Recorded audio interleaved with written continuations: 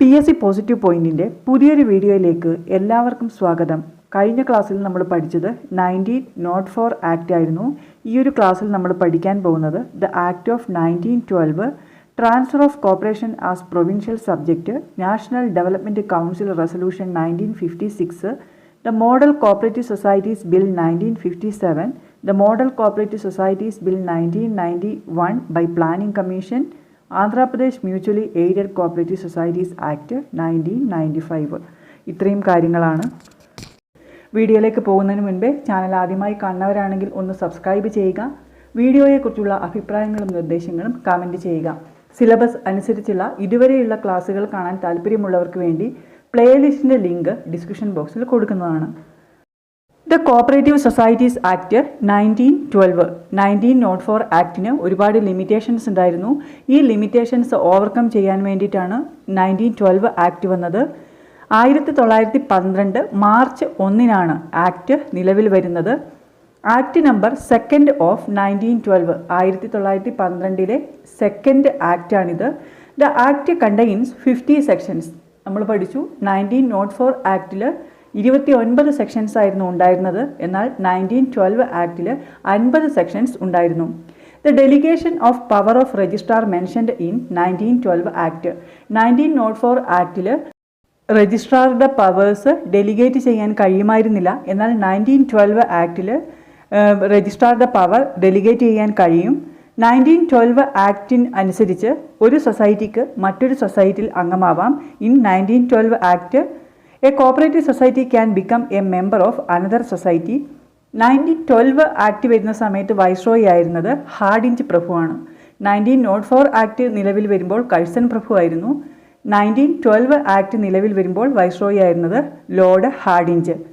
As per 1912 act, societies were classified into 2 groups based on liability: societies with limited liability and societies with unlimited liability. 1904 act അനുസരിച്ച് സൊസൈറ്റികളെ രണ്ടായിട്ട് classify ചെയ്യാമായിരുന്നു, urban and rural. എന്നാൽ 1912 ആക്ടിൽ ലയബിലിറ്റിക്ക് അനുസരിച്ചാണ് സൊസൈറ്റികളെ ക്ലാസിഫൈ ചെയ്തിരുന്നത്. Societies with limited liability and societies with unlimited liability. Rural societies register ചെയ്തിരുന്നത് അൺലിമിറ്റഡ് ലയബിലിറ്റിയിലാണ്. Non credit societies, central societies, federal societies ഇവയുടെ എല്ലാം ഫോർമേഷൻ 1912 ആക്ട് അനുവദിക്കുന്നുണ്ടായിരുന്നു. The formation of non credit, central, federal societies and cooperative unions were become possible with passing of 1912 act. ഇതെല്ലാം 1904 ആക്ടിൻ്റെ ന്യൂനതകളായിരുന്നു. ഇനി ഈ ഒരു ആക്ടിൻ്റെ 1912 ആക്ടിൻ്റെ ഇമ്പോർട്ടൻ്റ് ആയിട്ടുള്ള സെക്ഷൻസ് നോക്കാം. Section 3, appointment of registrar. രജിസ്ട്രാറെ അപ്പോയിൻറ്റ് ചെയ്യുന്നതിനെക്കുറിച്ച് പറയുന്നത് സെക്ഷൻ 3യിലാണ്. Section 4, object of the society. ഇത് രണ്ടും 1969 ആക്ടിലും സെയിം തന്നെയാണ്. സെക്ഷൻ 6 പറയുന്നു conditions of registration. Section 11, bylaw amendment. Section 13, vote of members. Section 17, the registrar should audit the accounts of society. Section 33, distribution of net profit. Section 3, appointment of registrar. Section 4, object of the society. Section 6, condition of registration. Section 11, bylaw amendment. Section 13, vote of members. Section 17, the registrar should audit the accounts of society. Section 33, distribution of net profit. 1904 ആക്റ്റും 1912 ആക്റ്റും നമ്മൾ പഠിച്ചു കഴിഞ്ഞു. Cooperative മൂവ്മെൻറ്റിൻ്റെ development 5 സ്റ്റേജുകളിലായിട്ടാണ് നടന്നത്. 1904 മുതൽ 1911 വരെയുള്ള കാലഘട്ടമാണ് first stage. ഇത് period of experiment എന്നറിയപ്പെടുന്നു. 1912 മുതൽ 1918 വരെയുള്ള കാലഘട്ടമാണ് സെക്കൻഡ് സ്റ്റേജ്. ഇത് പീരീഡ് ഓഫ് ഹറീഡ് എക്സ്പാൻഷൻ എന്നാണ് അറിയപ്പെടുന്നത്. 1919 ഇമ്പോർട്ടൻ്റ് ആണ്. കോർപ്പറേഷൻ ഒരു പ്രൊവിൻഷ്യൽ സബ്ജക്റ്റായിട്ട് മാറിയത് 1919 കോർപ്പറേഷൻ ഒരു പ്രൊവിൻഷ്യൽ സബ്ജക്റ്റായി മാറിയത് 1919. 1919 മുതൽ 1929 വരെയുള്ള കാലഘട്ടമാണ് തേർഡ് സ്റ്റേജ്. അത് പീരീഡ് ഓഫ് അൺപ്ലാൻഡ് എക്സ്പാൻഷൻ എന്ന് അറിയപ്പെടുന്നു. 1930 മുതൽ 1939 വരെയുള്ള കാലഘട്ടം fourth stage, period of consolidation and reorganisation എന്ന് അറിയപ്പെടുന്നു. സാമ്പത്തിക മേഖല ഒരുപാട് പ്രശ്നങ്ങൾ അനുഭവിച്ച ഒരു കാലഘട്ടമാണ് ഫോർത്ത് സ്റ്റേജ്. അഞ്ചാമത്തെ സ്റ്റേജ് പീരീഡ് ഓഫ് റിക്കവറിയാണ്. അത് 1940 മുതൽ 1947 വരെയാണ്. ഇത് സ്വാതന്ത്ര്യം കിട്ടുന്നതിന് മുൻപുള്ള കോപ്പറേറ്റീവ് ഡെവലപ്മെൻ്റ് ആണ്. കോർപ്പറേഷൻ ഒരു പ്രൊവിൻഷ്യൽ സബ്ജക്റ്റായി മാറിയ വർഷം 1919. അതിനുശേഷം ഓരോ പ്രൊവിൻസിനും ഓരോ കോപ്പറേറ്റീവ് ലോ ഉണ്ടായി. ആദ്യം ഒരു കോപ്പറേറ്റീവ് ലോ വന്ന പ്രൊവിൻസാണ് ബോംബെ. ബോംബെ കോപ്പറേറ്റീവ് ലെജിസ്ലേഷൻ വന്ന വർഷം 1925. പയനീർ ഓഫ് കോപ്പറേറ്റീവ് ലോ എന്നറിയപ്പെടുന്ന പ്രൊവിൻസാണ് Bombay. 1932 Madras cooperative societies act വന്നത്. 1956 മെയ് 2 നാഷണൽ ഡെവലപ്മെൻറ്റ് കൗൺസിൽ ഒരു റെസൊല്യൂഷൻ പാസ്സാക്കി. ആ റെസൊല്യൂഷനിൽ കോപ്പറേറ്റീവ് സെക്ടറിൻ്റെ ഇംപ്രൂവ്മെൻറ്റിനുള്ള വളരെയധികം കാര്യങ്ങളുണ്ടായിരുന്നു. On May 2, 1956, the National Development Council passed a resolution that included the cooperative sector in its industrial policy resolution. The resolution promoted the cooperative sector as well as the expansion of the public sector and the development of heavy and machine making industries. 1956 national development council resolution cooperative സെക്ടറിനെ മാത്രമല്ല public സെക്ടറിൻ്റെയും ഇംപ്രൂവ്മെൻറ്റിന് കാരണമായി. This included the establishment of urban cooperative banks, consumer cooperatives, housing cooperatives, industrial cooperatives, etc. Urban cooperative ബാങ്കുകളുടെയും consumer കോപ്പറേറ്റീവ്സിൻ്റെയും housing കോപ്പറേറ്റീവ്സിൻ്റെയും industrial കോപ്പറേറ്റീവ്സിൻ്റെയും ഒക്കെ establishment ഈ ഒരു റെസൊല്യൂഷനിൽ ഇൻക്ലൂഡ് ആയിരുന്നു. The resolution also recommended the diffusion of knowledge through cooperative training and education. Cooperative ട്രെയിനിങ്ങിനെയും കോപ്പറേറ്റീവ് എഡ്യൂക്കേഷനെയും ഈ ഒരു റെസൊല്യൂഷൻ റെക്കമെൻഡ് ചെയ്തിരുന്നു. നാഷണൽ ഡെവലപ്മെൻറ്റ് കൗൺസിൽ റെസൊല്യൂഷൻ പാസ്സായത് 1956 മെയ് 2. നാഷണൽ ഡെവലപ്മെൻറ്റ് കൗൺസിൽ എന്താണെന്നും പഠിക്കണം. The National Development Council is an executive body that was established in 1952 August 6 to promote common economic policies, increase cooperation between states in plan execution and ensure balanced development. National development council എന്ന് പറയുന്നത് ഒരു executive ബോഡിയാണ്. ഇത് നിലവിൽ വന്നത് 1952 August 6. 1952 August 6 national development council നിലവിൽ വരുന്നത്. ഇതിൻ്റെ ഒബ്ജക്റ്റീവ്സ് എന്ന് പറയുന്നത് promote common economic policies, increase corporation between States in plan execution and ensure balanced development. National development കൗൺസിലിൻ്റെ ചെയർമാൻ പ്രൈം മിനിസ്റ്ററാണ്, പ്രധാനമന്ത്രിയാണ് നാഷണൽ ഡെവലപ്മെൻറ്റ് കൗൺസിലിൻ്റെ chairman. Head quarters New Delhi. Establish ചെയ്തത് 1952 August 6. National development കൗൺസിലിൻ്റെ ഫസ്റ്റ് ചെയർമാനായിരുന്നു നെഹ്റു. ആ സമയത്ത് പ്രധാനമന്ത്രിയായിരുന്നു. 1952 കാലഘട്ടത്തിൽ പ്രധാനമന്ത്രിയായിരുന്നു ജവഹർലാൽ നെഹ്റു. അതുകൊണ്ട് തന്നെ നാഷണൽ ഡെവലപ്മെൻറ്റ് കൗൺസിലിൻ്റെ ഫസ്റ്റ് ചെയർമാൻ നെഹ്റുവാണ്. അപ്പോയിൻറ്റ് ചെയ്യുന്നത് പ്ലാനിംഗ് കമ്മീഷനാണ്.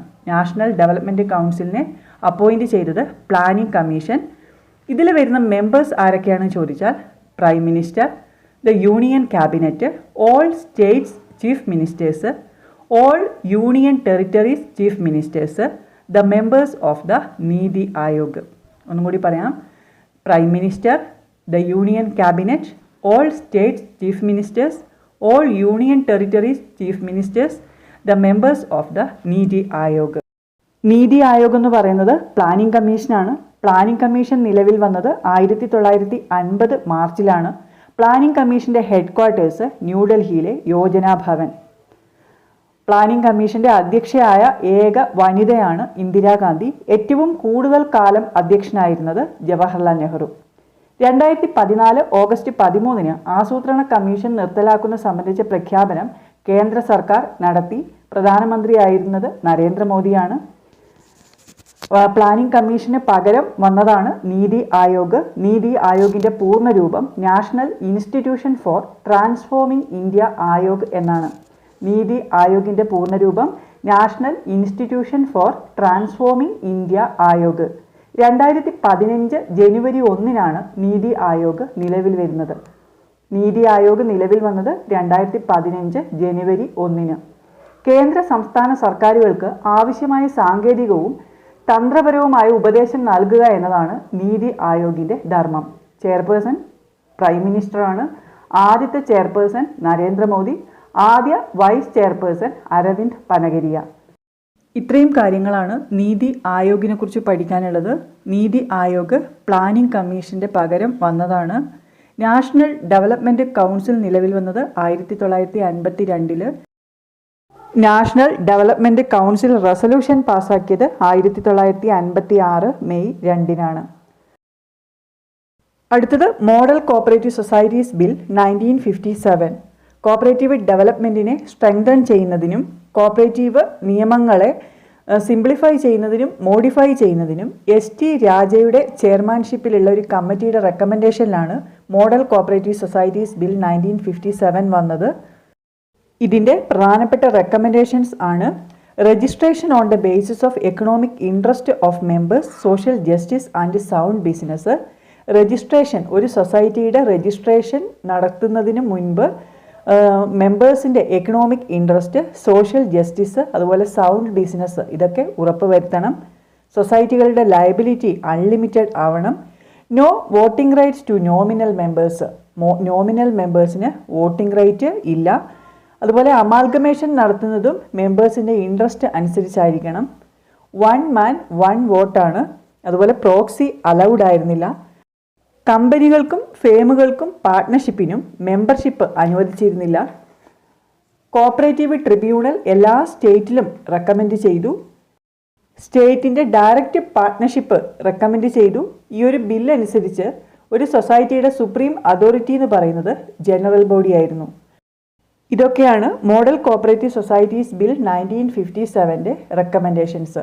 അടുത്തത് model cooperative societies act 1991. Model cooperative societies act 1991 recommend ചെയ്ത കമ്മിറ്റിയാണ് ചൗധരി ബ്രഹ്മപ്രകാശ് കമ്മിറ്റി. Model cooperative societies act 1991 recommended by Chaudhary Brahmaprakash committee. ഈ ഒരു കമ്മിറ്റിയുടെ ഹെഡായിരുന്നു ചൗധരി ബ്രഹ്മപ്രകാശ്. അദ്ദേഹം 3 നിലകളിൽ പ്രസിദ്ധനാണ്: ex member of parliament, former general secretary of NCUI, former union minister of agriculture and corporation. ഇത് കഴിഞ്ഞ പ്രാവശ്യത്തെ ജൂനിയർ കോപ്പറേറ്റീവ് ഇൻസ്പെക്ടർ എക്സാമിൻ്റെ ഒരു ചോദ്യമാണ്. ചൗധരി ബ്രഹ്മപ്രകാശ് ഏതൊക്കെ നിലകളിൽ പ്രസിദ്ധനായിരുന്നു ചോദിച്ചാൽ ex member of parliament, former general secretary of NCUI, former union minister of agriculture and corporation. ഈ ഒരു കമ്മിറ്റിയെ കോൺസ്റ്റിറ്റ്യൂട്ട് ചെയ്തത് 1990 മാർച്ച് 20-നാണ്. The committee was constituted on 20th March 1990. ഈ കമ്മിറ്റി ഇതിൻ്റെ റിപ്പോർട്ട് സബ്മിറ്റ് ചെയ്തത് 1991 മെയ് 20-നാണ്. The committee submitted the report on 20th May 1991. ഈ കമ്മിറ്റിയാണ് model cooperative societies act draft ചെയ്തത്. 13 അംഗങ്ങളാണ് ഈ ഒരു കമ്മിറ്റിയിൽ ഉണ്ടായിരുന്നത്. കമ്മിറ്റിനെ അപ്പോയിൻ്റ് ചെയ്തത് പ്ലാനിംഗ് കമ്മീഷനാണ്. The committee was appointed by planning commission on 20th March 1990 and submitted the report on 20th May 1991. The main objective of this act is to promote voluntary formulation and democratic functioning of cooperatives. കോപ്പറേറ്റീവ്സിൻ്റെ democratic ഫങ്ഷനിങ്ങും അതുപോലെ voluntary ഫോർമേഷനും ഈ ഒരു act മെയിനായിട്ടും promote ചെയ്തു. ഇതിൻ്റെ important ആയിട്ടുള്ള features ആണ്: the act includes cooperative principles and basic ideology of cooperation. The inclusion of cooperative principles and the basic ideology of cooperation. കോപ്പറേഷൻ്റെ പ്രിൻസിപ്പിൾസും ബേസിക് ഐഡിയോളജിയും ഈ ഒരു ആക്റ്റിൽ ഉൾപ്പെട്ടിരുന്നു. Area of operation, economic viability തുടങ്ങിയ റെസ്ട്രിക്ഷൻസ്, ആർട്ടിഫിഷ്യൽ റെസ്ട്രിക്ഷൻസ് ഒഴിവാക്കിക്കൊണ്ട് രജിസ്ട്രേഷൻ്റെ പ്രൊസീജിയർ സിംപ്ലിഫൈ ചെയ്തു. The procedure of registration is simplified.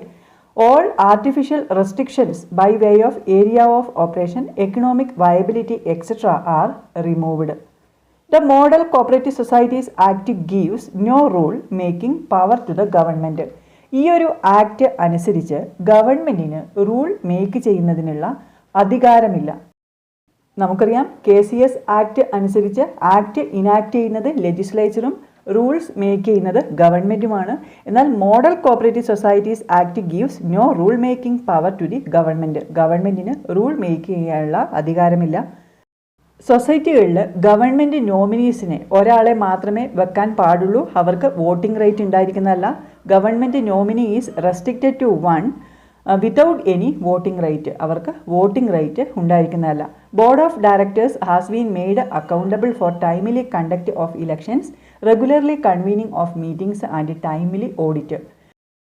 Timely election നടത്തി ബോർഡ് ഓഫ് ഡയറക്ടേഴ്സിനെ കറക്റ്റ് ടൈമിൽ നിയമിക്കണം. അതുപോലെ മീറ്റിംഗ്സും ഓഡിറ്റിങ്ങും കറക്റ്റ് ടൈമിൽ നടത്തണം. ബോർഡ് ഓഫ് ഡയറക്ടേഴ്സിൻ്റെ ടേം ഓഫ് ഓഫീസ് എന്ന് പറയുന്നത് മാക്സിമം 3 വർഷമാണ്. നമുക്കറിയാം KCS ആക്റ്റിൽ 5 വർഷമാണ്. എന്നാൽ model cooperative societies act 1991 board of ഡയറക്ടേഴ്സിൻ്റെ ടേം ഓഫ് ഓഫീസ് എന്ന് പറയുന്നത് മാക്സിമം 3 വർഷമാണ്. For individual director however can be terminated by general body. എന്നാൽ അവരെ ജനറൽ ബോഡിക്ക് ടെർമിനേറ്റ് ചെയ്യാനും കഴിയുമായിരുന്നു. Deposit and loans raised from external sources should not exceed 10 times the sum of member funds. Total member ഫണ്ട്സിൻ്റെ 10 ടൈംസിൽ കൂടാൻ പാടില്ല എക്സ്റ്റേണൽ സോഴ്സസിൽ നിന്നുള്ള deposit and loans. Holding of equity shares should not be more than 1/10 of paid up equity capital by any member. ഒരു മെമ്പർക്ക് hold ചെയ്യാൻ കഴിയുന്നത് ടോട്ടൽ പെയ്ഡ് അപ്പ് ക്യാപിറ്റലിൻ്റെ 10/1 ഷെയർ മാത്രമാണ്.